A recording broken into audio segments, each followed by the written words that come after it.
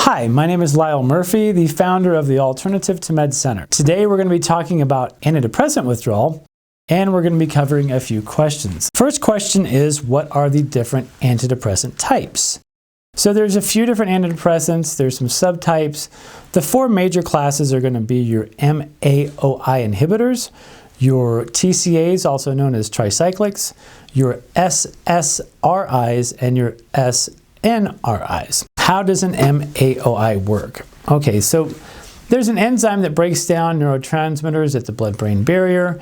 It's called monoamine oxidase.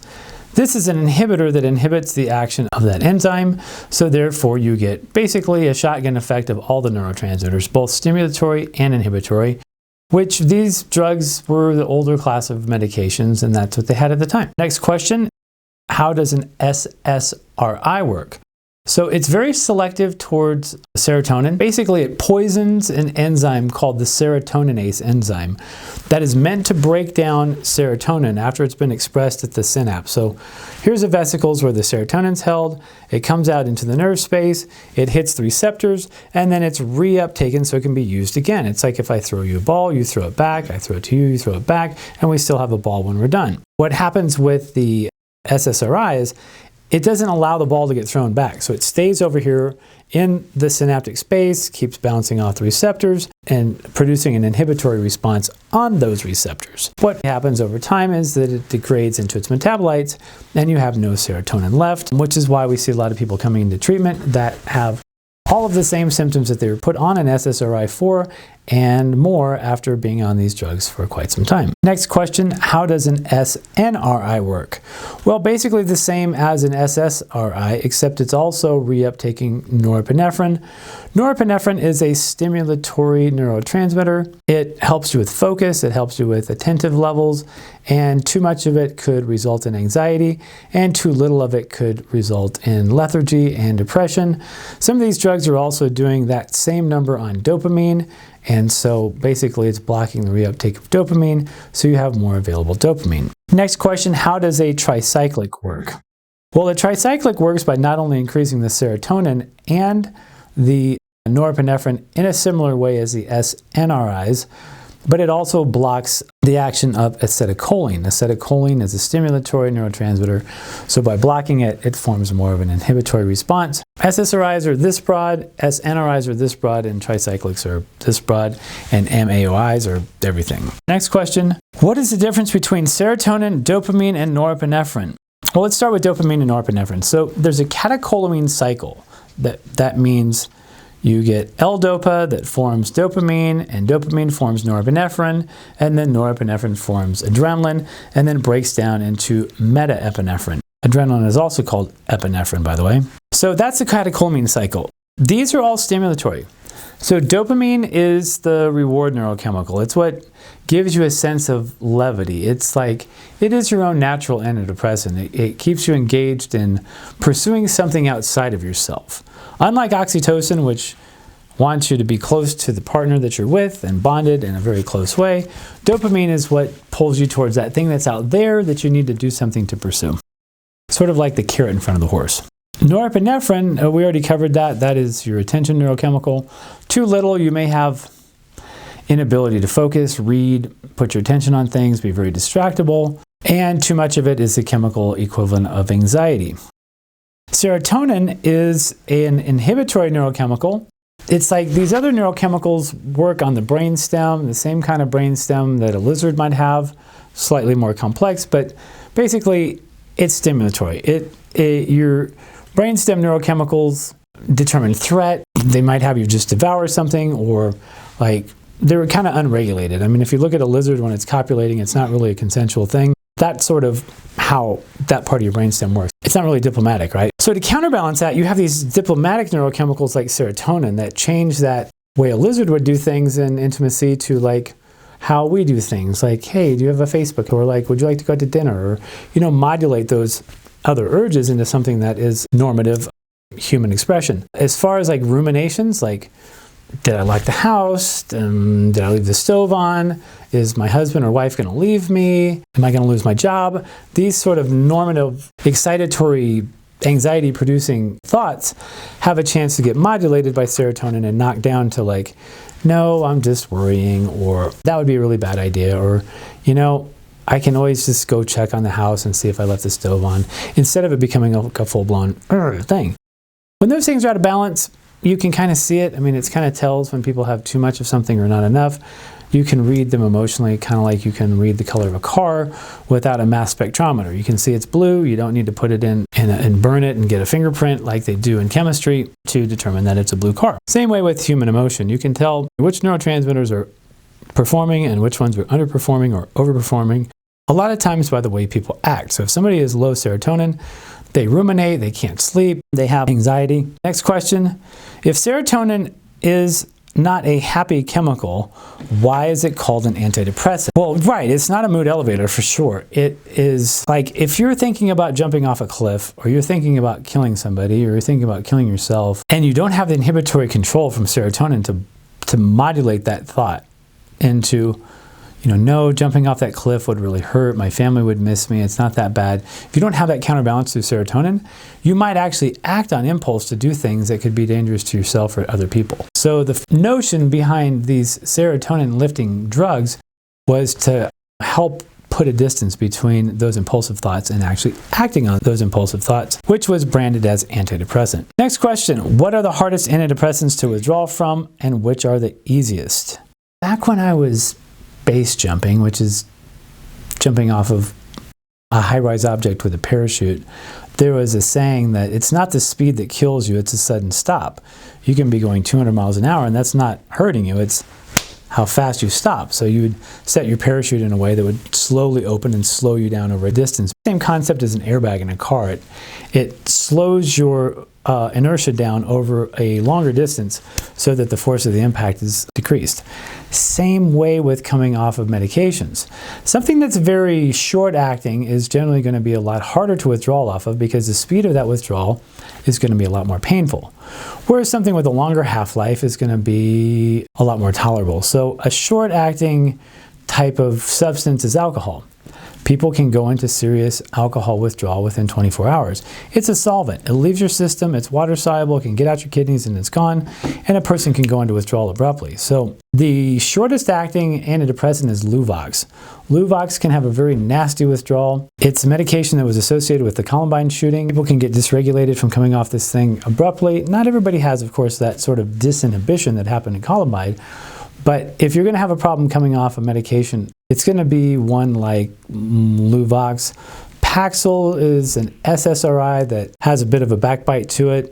Effexor is particularly nasty because of its short half-life. So the short half-life drugs are the more challenging, whereas a drug like Prozac has a 5-day half-life, and for many people, that is enough to even cold turkey and not experience mad, out-of-control withdrawal because it's got kind of a built-in taper. Still recommend you do it a little bit slower, but you might need some special technique to be able to withdraw from the short-acting ones like the Effexor and Luvox and maybe even Paxil. Another easy one is one that's just not a serotonin drug. It's Wellbutrin. It's more of a dopamine enhancer, and when you come off of a dopamine enhancer, you just get lethargic and tired and lack of motivation and technically depressed, but it's not like a serotonin plunge that you go through with the serotonin type drugs. The serotonin plunge is much more concerning, and we'll probably get into some of the mechanics of what that looks like. How long does antidepressant withdrawal last? If there's 1,000 different people on antidepressants, there's 1,000 different ways in which people can withdraw from these things, literally. When you're coming off an antidepressant,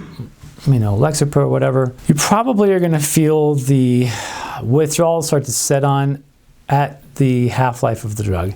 So if it's got a 12-hour half-life, you might feel it at, 16 hours, let's say. If it's got a 24-hour half-life, you might feel it at maybe 30 or more hours. But usually within the first day or day and a half, you're going to start to feel something in the acute phase of the withdrawal.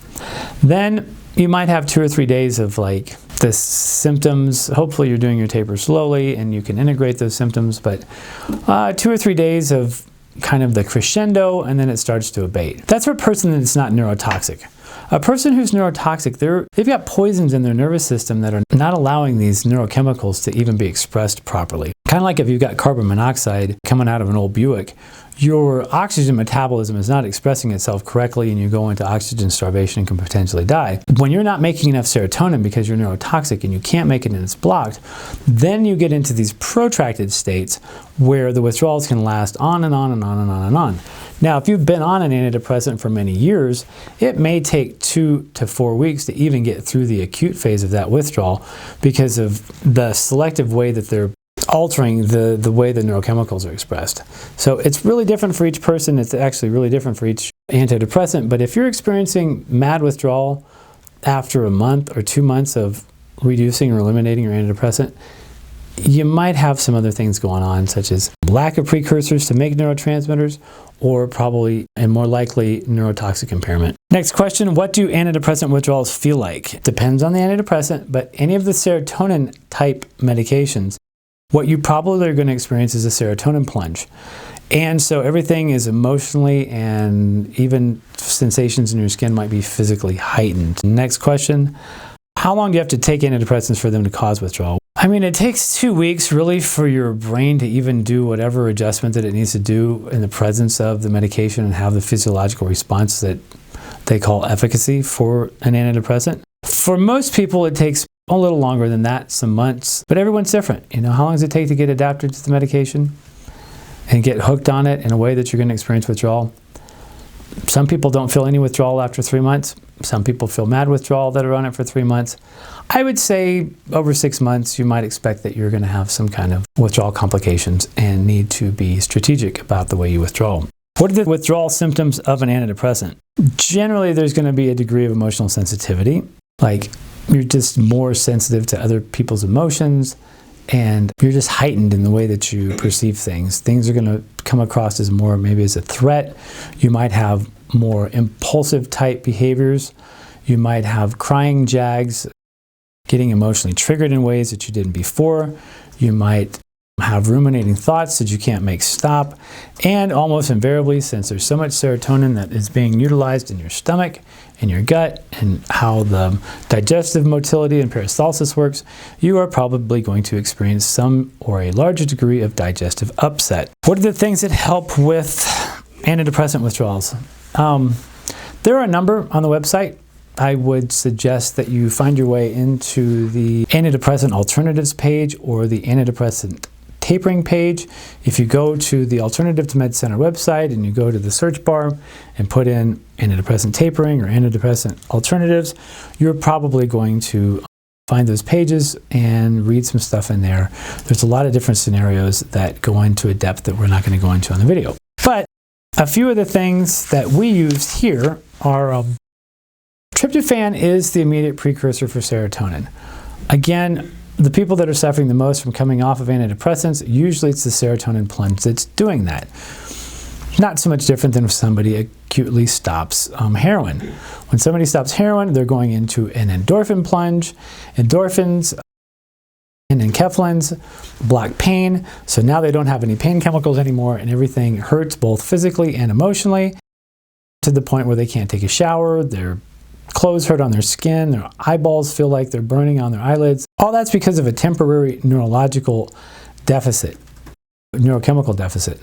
And with a serotonin-producing drug, when you go into a withdrawal deficit of serotonin, you get all of those other symptoms that I mentioned. The direct precursor for serotonin is tryptophan. Building up the serotonin levels for a few weeks with tryptophan before you start the withdrawal can help attenuate that serotonin plunge that people go into. Now again, if you're neurotoxic, like mercury is blocking the serotonin production, tryptophan's not going to bust through that.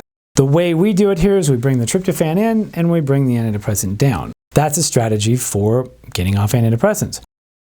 It would be possibly, there's a syndrome called serotonin syndrome where you get too much serotonin, and that could happen if you're taking tryptophan and an antidepressant at the same time for a long period of time. We've never seen anything like that happen here in the relatively short duration that we have of 8 to 12 weeks working with people, getting them off these type of medications. There's not really a time for it to build up to a place where you're going to get an excess serotonin because you're also coming off the drug at the same time. But if you're doing it at home, just know that you do not want to combine these two things for a long period of time. And if you're going to implement tryptophan into your protocol, I strongly suggest that you have someone monitoring your situation because serotonin syndrome can actually be fatal.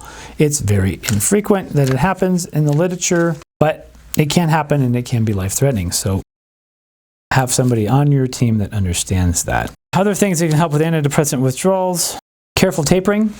Slow and steady is the race winner here. The old adage about the rabbit and the turtle. The turtle just plugs along and gets there and makes it to the finish line. Even if it doesn't win the race, it doesn't have to win the race.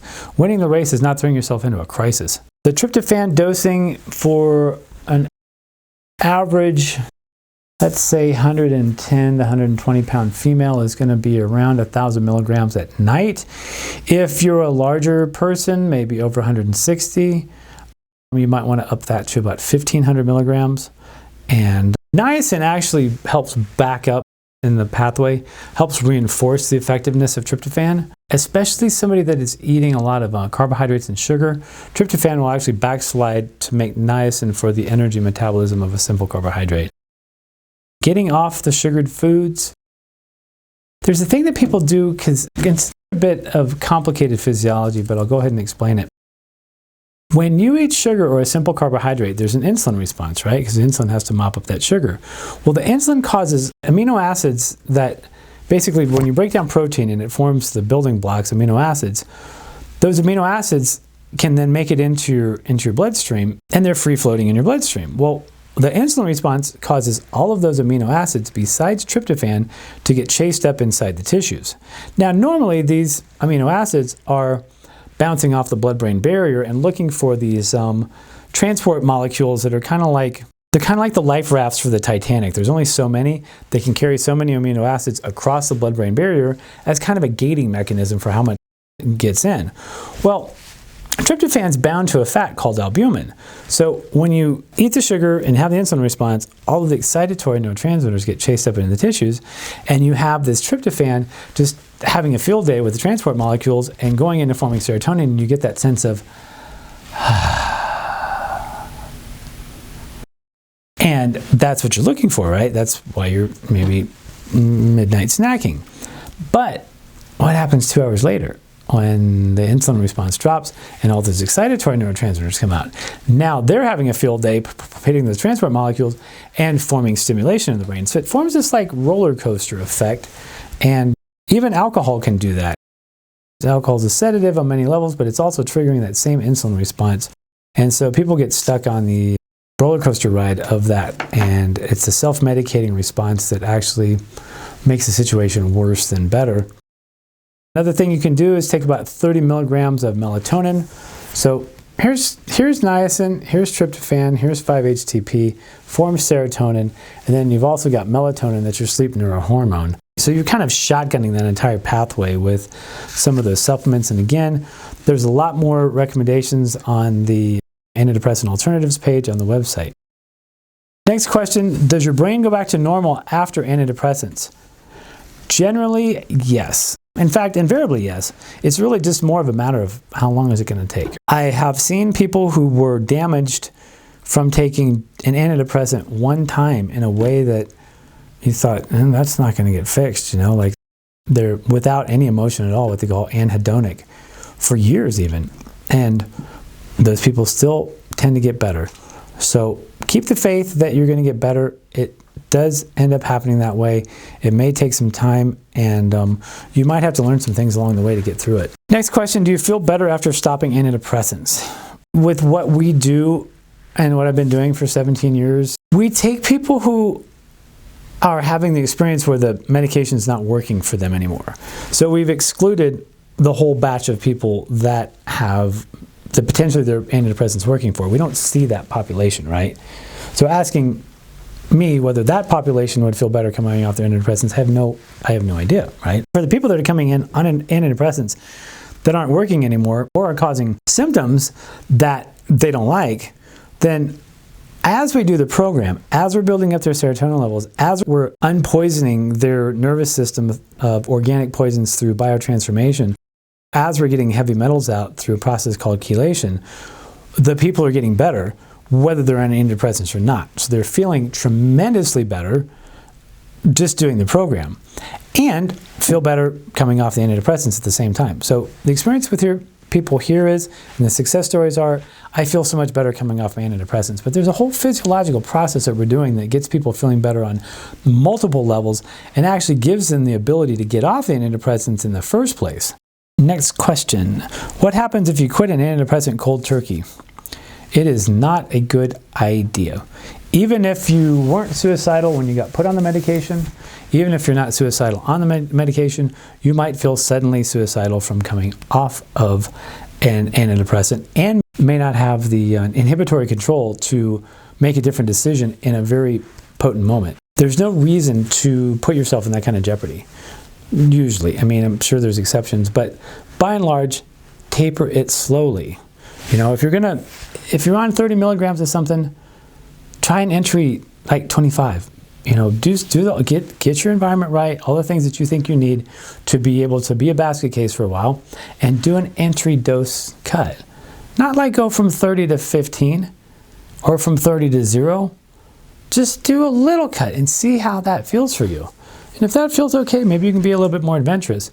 And know that as you get to the end of the process, like going from 30 to 20 may not have the same potency as going from 10 to 0. Going from 10 to 0 is where you might see the real harsh, you know, if you're going to see harsh effects, that probably will be in the last part of your taper. So do that last part even slower than you did the first part. Next question. What happens if you miss a few days of antidepressants? Depends on the antidepressant. If you miss a few days worth of Luvox or Effexor, you're probably going to feel it really quick and really fast. Does that mean you need to double down on them? No. But if you've missed a couple days, you know, you want to start reinstating the medication at the level you were at before. Or, you know, maybe you should call your doctor on that one. If you're really having some serious panic, maybe they do want you to go back up higher on the medication for a period of time. If you miss a couple days of Prozac, by and large, it's not going to be as big of an issue because Prozac has a 5-day half-life and you haven't even had a quarter of it leave your system probably in a couple days. So you probably are not going to feel much of a withdrawal. Next question, can CBD replace antidepressants? For some people, CBD is adjusting a very specific aspect of your physiology. It's not causing mood elevation and it's not reuptaking serotonin. What it's doing is it's blocking an excitatory neurotransmitter called glutamate at the receptor, which is called the NMDA receptor. So it's a glutamate inhibitor, if you will, or a NMDA antagonist. So it blocks that stimulation and can provide reduced pain, reduced tripping over stuff, reduced ruminations. So it has maybe a similar effect to the effects that you would experience from a serotonin type antidepressant, but it's on a different physiological level, and I would not suggest just skipping from one to the other. Start the other one and then reduce the antidepressant and compensate by maybe taking a little bit more CBD and just gently transition over that way. Next question, how do you get rid of side effects from drugs naturally? Well, the best way to get away from side effects of a drug is to get rid of the drug. I mean, how do you attenuate the side effects that are coming up from the drugs? Is really to address the reason why you got put on the drugs in the first place. Like, I don't know, people ask me if they can drink alcohol and antidepressants at the same time. It might have been the alcohol at the first place that was causing you to burn up all your serotonin, you know, and leads you into a place where you feel like you need antidepressants. Do you need to figure out a way to make them both work together? No, maybe you should figure out a way to get the alcohol, if it's causing you problems, out of your life so that you don't need the antidepressant at all. So for people who are really sideswiped by the side effects of antidepressants, maybe look into other ways, go to a naturopath or something and look for other ways that you can address the reasons why you got on those antidepressants, see if you can get off of them. And if for some reason you cannot get off the antidepressants, then try things that alleviate the side effects, such as taurine, such as CBD, such as meditation, such as talk therapy. I mean, all of those things. But it's not just a matter of like being in this tornado and having the antidepressant push the broomstick up to this kind of a level, hoping it stands straight in the middle of a hurricane, and then it's not, so you try to push this other way by adjusting the side effects by taking maybe another medication, and you're still in the same hurricane. If you need some more guidance on some of the things you can do, even in conjunction with taking your antidepressants, look at the antidepressant alternatives page on the website. It gives you a lot of information. It was reasonably well written to appeal to a lot of different scenarios that people may be experiencing. Okay, and with that, we have come to the end of the video, and please don't take anything we've said as medical advice.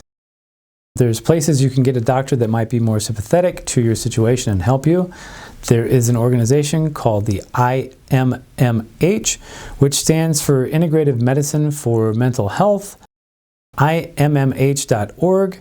If you go on there, look for practitioner directory, you click on that and it gives you a way that you can put in your zip code and then the number of miles you're willing to travel, and hit find and look for a doctor in your area that can possibly support you and get their guidance. And feel free to bring this information to them. But this, again, this is not medical advice, or obviously your situation is completely different than the next person's situation. There's no way we could practically guide you through a video conversation like this. Thank you very much, and have a good day or night.